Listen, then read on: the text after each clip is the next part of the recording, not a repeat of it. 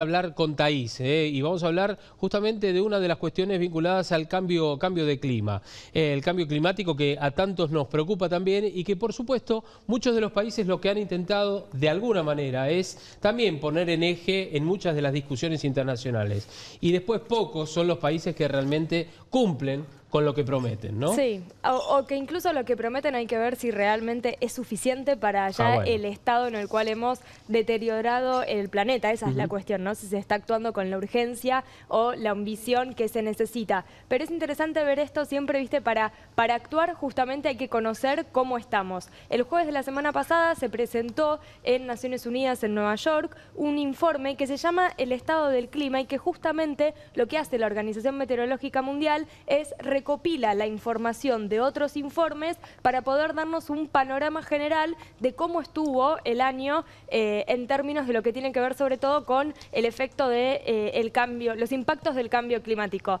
Obviamente, si te pregunto, ¿y cómo crees que salió? No muy bien, ¿no? Lo hemos podido ver, incluso se ha podido sentir en distintos lugares del planeta los efectos del clima, pero sobre todo tener en cuenta esto, que con un récord ¿sí? de concentración de emisiones de gases de efecto invernadero en la atmósfera, obviamente se han alcanzado nuevos récords también de aumento de lo que es la temperatura de la superficie del planeta y por lo tanto esto tiene sus distintas consecuencias que cada vez se aceleran más y lo que es interesante que marca el informe es que lo que se incrementa y se acelera son sobre todo los impactos socioeconómicos que tiene el cambio climático. ¿Qué es lo que hay que hacer entonces y hacia dónde va la solución? Acelerar también la transición energética, es decir, modificar el actual sistema de producción basado en la explotación de combustibles fósiles como el petróleo, el carbón o el gas a otro que se basa en fuentes renovables como el sol o el viento. Si te parece, vamos a ver algunas de las cifras más destacadas que se presentaron en este informe sobre cómo fue el impacto del cambio climático el año pasado. Fíjate, 62 millones de personas estuvieron expuestas a peligros naturales relacionados justamente con eventos climáticos extremos. Más de 35 millones de personas fueron afectadas por inundaciones, que el año pasado para la Argentina tuvimos la situación contraria, que fue el caso de la sequía que afectó al campo. Más de 1.600 muertos en incendios forestales u olas de calor a lo largo del 2018. Y lo que es interesante de ver también es otra cifra que aparece, que es un tema que todavía no se habla mucho en agenda. ¿Qué es esto? Las personas que son desplazadas por el clima o por desastres naturales vinculados a eventos climáticos extremos. Más de 2 millones fueron desplazadas durante el 2018. Y el otro valor también importante, porque acá siempre se habla de lo económico, ¿no? Lo que importa es la economía. Vos fíjate que el cambio climático dejó pérdidas económicas de 49.000 millones de dólares, con lo cual actuar ante el cambio climático también es necesario desde el punto de vista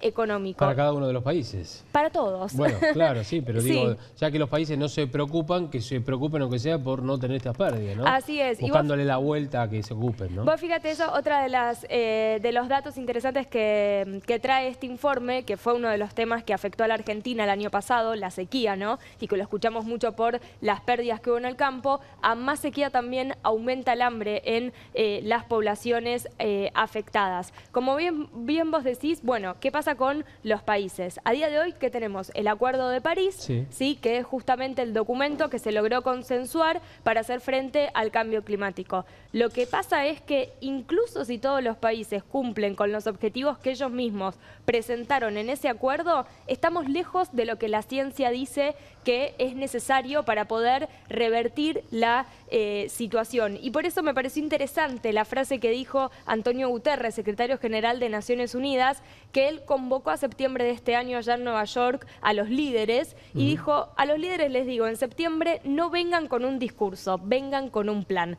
Porque después pasa eso, ¿no? Escuchamos palabras bonitas de que hay que actuar ante el cambio climático, pero ¿qué pasa concretamente en la práctica, ¿no? con las políticas? ¿Cuál es el país más comprometido del planeta, o los países más comprometidos del planeta? Si los hay, ¿no? Es difícil porque depende, porque en algunos casos se avanza mucho en lo que es materia energética, en otro en materia de ciudades o de infraestructura. Sí. No me atrevería como a decirte, hay a veces algunos rankings que dan algunos países mejor o no. También varía, por ejemplo, la Unión Europea funciona como un bloque, entonces ahí algunos países vienen avanzando más en movilidad. En América Latina te diría que, por ejemplo, Uruguay viene avanzando mucho en energías renovables. Costa Rica presentó este año un plan de descarbonización con metas a largo plazo. Se ven, pero siempre lo que acá queda en juego es esto de la urgencia y la ambición. Vamos a escuchar ahora las palabras de María Fernanda Espinosa, que es justamente la presidenta de la Asamblea General de Naciones Unidas, y que esto fue lo que dijo ante este evento en el que se presentó el informe. El 2019 debe ser el año de la acción climática a todos los niveles y con todos los actores. Necesitamos cambios también a nivel individual.